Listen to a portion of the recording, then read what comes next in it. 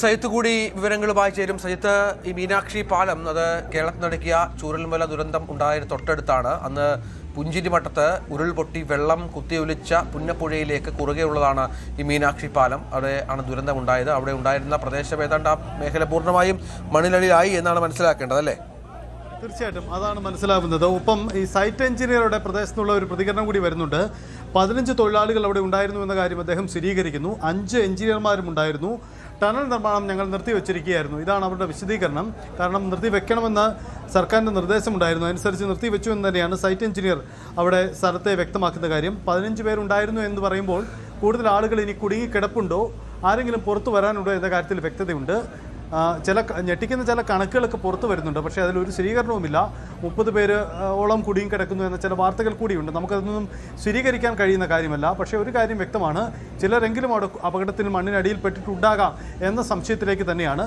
പൂർണ്ണമായൊരു സ്ഥിരീകരണം വേണമെങ്കിൽ മണ്ണ് പൂർണ്ണമായും അവിടുന്ന് മാറ്റണമെന്നാണ് സാഹചര്യം.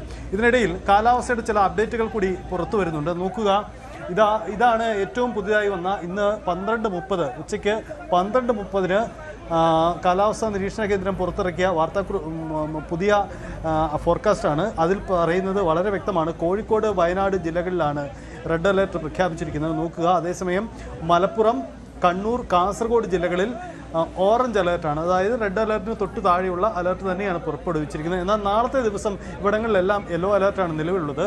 ഒരു കാര്യം നമ്മൾ ശ്രദ്ധിക്കേണ്ടത് 12:30 എന്ന സമയമാണ്. 12:30 ഇവിടെ ഈ അപ്ഡേറ്റ് റെഡ് അലേർട്ട് വരുന്നതെന്നാണ്. അപ്പോൾ അലേർട്ട് നൽകാൻ വൈകിയോ ഇല്ലയോ എന്നുള്ളൊരു പ്രശ്നം ഇതിൽ ഉദിച്ചു വന്നേക്കാം എന്ന സാധ്യത പോലുമുണ്ട്. കാരണം മഴ അതിശക്തമായിരുന്നു അവിടെ. ഉച്ചയ്ക്ക് 12:30 മാത്രം റെഡ് അലേർട്ട് അവിടെ നൽകി എന്ന ഒരു സാഹചര്യം കൂടി വരുന്നുണ്ട്.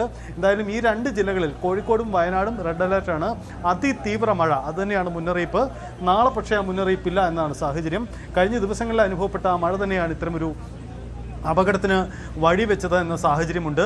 വരും ദിവസങ്ങളിലും മഴ ശക്തിപ്പെട്ടേക്കാം. അതുകൊണ്ട് വെല്ലുവിളി ഒട്ടും ചെറുതല്ല എന്ന സാഹചര്യം തന്നെയാണ് മുന്നിലുള്ളത്. എന്തായാലും ഇപ്പോഴത്തെ ഇതുവരെയുള്ള സാഹചര്യം ഇങ്ങനെയാണ്.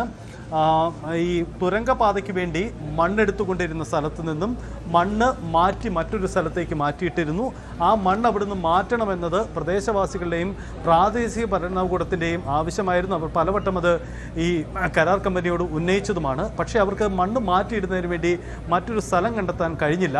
ഏറ്റവും ഒടുവിൽ 5 ഏക്കറോളം വരുന്ന ഒരു സ്ഥലം ഇതിനു വേണ്ടി കണ്ടെത്തിയെങ്കിൽ കൂടിയും അപ്പോഴേക്കും മഴ ശക്തിപ്പെട്ടു. അതുകൊണ്ട് മണ്ണ് മാറ്റാൻ കഴിഞ്ഞില്ല.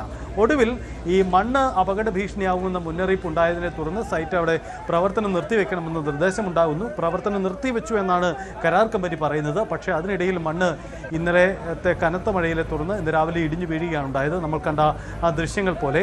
അപ്പം എല്ലാവർക്കും അവിടുന്ന് പൂർണ്ണമായും ഒഴിവാകാൻ കഴിഞ്ഞിട്ടില്ല. ഈ മണ്ണ് ഇടിഞ്ഞു വീണ പ്രദേശത്ത് തൊഴിലാളികളുടെ ലേബർ ക്യാമ്പ് ഉണ്ടായിരുന്നില്ല. പക്ഷേ തൊഴിലാളികൾ ജോലിക്കിടയിൽ വിശ്രമിക്കുന്ന ചില സ്ഥലങ്ങളടക്കം അവിടെ ഉണ്ടായിരുന്നു. അവിടെ 15ഓളം തൊഴിലാളികളുണ്ടായിരുന്നു. ഒപ്പം ചില സൈറ്റ് എഞ്ചിനീയർമാരും ഉണ്ടായിരുന്നു. ഇവരിൽ എത്ര പേർ അപകടത്തിൽപ്പെട്ടു എന്ന കാര്യത്തിലാണ് വ്യക്തത ഉണ്ടാവേണ്ടതുണ്ട്. കാരണം പലർക്കും ഓടി മാറാൻ കഴിഞ്ഞിട്ടുണ്ട്. പക്ഷേ ചിലരൊക്കെ അവസാന ഘട്ടത്തിൽ മണ്ണിനടിയിൽ പോകാനുള്ള സാധ്യതയുണ്ട്. നമ്മൾ നേരത്തെ ഒരാളെ അവിടുന്ന് പുറത്തെടുക്കുന്ന ദൃശ്യങ്ങളും മറ്റും കണ്ടതാണ്. ഇത്തരമൊരു സാഹചര്യം അവിടെ ഉണ്ടാവുകയും ചെയ്തിട്ടുണ്ട്. എന്തായാലും നിലവിൽ ഈ അപകടത്തിൻ്റെ വ്യാപ്തി വലുതായിരിക്കും എന്ന സാധ്യത മുന്നിൽ കണ്ട് തന്നെയാണ് സർക്കാരിൻ്റെ മുന്നൊരുക്കങ്ങളും നീക്കങ്ങളും ഉണ്ടാവുന്നത്. മുഖ്യമന്ത്രി അടക്കം വയനാട്ടിലേക്ക് തിരിക്കുമെന്നാണ് നമുക്ക് ഒടുവിൽ ലഭ്യമാവുന്ന വിവരം. കാരണം 2 മന്ത്രിമാർ ടി സിദ്ദിഖും AP അനിൽകുമാറും വയനാട്ടിലേക്ക് തിരിക്കുമെന്ന് അറിയിച്ചിട്ടുണ്ട്. അതിന് പുറമെ മുഖ്യമന്ത്രി കൂടി വയനാട്ടിലേക്ക് എത്തിച്ചേരുന്ന സാഹചര്യം കൂടി ഉണ്ടായിട്ടുണ്ട്. മറ്റൊരു കാര്യം കൂടിയുണ്ട്. ഒരുപക്ഷെ പുതിയ സർക്കാർ ചുമതലയേറ്റെടുത്തതിന് ശേഷം അവർക്ക് ആദ്യമായി ചെയ്യേണ്ടി വരുന്ന ഒരു വലിയ ദൗത്യവും പ്രകൃതി ദുരന്തവും വേറൊരു മറ്റൊരു വീഡിയോയിൽ കാണുന്നത് മുഖ്യമന്ത്രി VD സതീശന്റെ അദ്ദേഹം ദുരന്ത നിവാരണ ഉദ്യോഗസ്ഥരുമായി ചർച്ച നടത്തുകയാണ്. തത്സമയ ദൃശ്യങ്ങളാണ് കണ്ടുകൊണ്ടിരിക്കുന്നത്. അദ്ദേഹം ഈ ദുരന്തത്തിൻ്റെ വ്യാപ്തി അറിയാനുള്ള ഒരു ശ്രമത്തിലാണ് എന്ന് വേണം മനസ്സിലാക്കാൻ. ഏതായാലും നമുക്ക് കാത്തിരുന്ന് കാണാം. അദ്ദേഹം ഈ സർക്കാരിൻ്റെ നടപടി ഇതിനകത്ത് 2 മന്ത്രിമാർ അങ്ങോട്ടേക്ക് തിരിച്ചിട്ടുണ്ട്. 2 മന്ത്രിമാരോട് തിരിക്കാൻ ആവശ്യപ്പെട്ടിട്ടുണ്ട്. അതിനുശേഷം മുഖ്യമന്ത്രി നേരിട്ട് ഈ രക്ഷാപ്രവർത്തനം, അതിൻ്റെ ദുരന്ത നിവാരണം അടക്കമുള്ള കാര്യങ്ങളിൽ വിലയിരുത്തൽ നടത്തുമെന്നാണ് മനസ്സിലാക്കേണ്ടത്. ദൃശ്യങ്ങളിൽ നേരത്തെ കണ്ടുകൊണ്ടിരിക്കുന്നത് അത്തരത്തിലുള്ള അപകടത്തിൻ്റെ വ്യാപ്തി മനസ്സിലാക്കാനുള്ള മുഖ്യമന്ത്രിയുടെ ഒരു ശ്രമമാണ്. ഏതായാലും അപ്രതീക്ഷിതമായ ഒരു ദുരന്തമാണ്. അതിന് പിന്നിൽ ഒരുപാട് കാരണങ്ങൾ കൂടി ഇപ്പോൾ പുറത്തു വരുന്നുണ്ട്. പ്രത്യേകിച്ചും മല പോലെ മണ്ണ് കൂട്ടിയിട്ടിരിക്കുന്ന ഒരു പശ്ചാത്തലം. അത് അപകടത്തിൻ്റെ സാധ്യതകൾ കൂട്ടി എന്നാണ് മനസ്സിലാക്കേണ്ടത്. മഴവെള്ളത്തിൻ്റെ സ്വാഭാവിക ഒഴുക്ക് തടയും വിധം മണ്ണ് കൂട്ടിയിട്ടു എന്നുള്ള സംശയം ഇപ്പോൾ പ്രകടിപ്പിക്കുന്നുണ്ട് നാട്ടുകാരടക്കം. മറ്റൊരു വിവരം, 9 തൊഴിലാളികൾ ഇപ്പോൾ ആശുപത്രിയിലുണ്ട് എന്നും കൂടി വിവരം ഉണ്ട്. അതിൽ സൈറ്റ് എഞ്ചിനീയർ പറയുന്നതനുസരിച്ച് 15 തൊഴിലാളികളും 5 എഞ്ചിനീയർമാരും ഈ സംഭവ സ്ഥലത്തുണ്ടായിരുന്നു. എങ്കിൽ 9 പേർ ഇപ്പോൾ ആശുപത്രിയിലാണ്.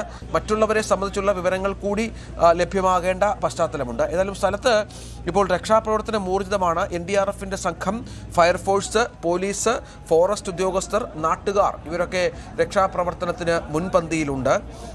ഒപ്പം അവിടുത്തെ പ്രദേശത്ത് MLA IC ബാലകൃഷ്ണനുണ്ട്, ജില്ലാ പഞ്ചായത്ത് പ്രസിഡന്റ് ചന്ദ്രിയ കൃഷ്ണനുണ്ട്, ജില്ലാ കളക്ടർ കൂടിയായ DR മേഘശ്രീ അവിടെ ഉണ്ട്. മറ്റ് ജനപ്രതിനിധികളും മറ്റും നേരിട്ട് ഈ രക്ഷാപ്രവർത്തനത്തിന് മേൽനോട്ടം വഹിക്കുന്നുമുണ്ട്. കൂടുതൽ വാർത്തകൾക്ക് News 18 Keralam YouTube channel subscribe ചെയ്യുക.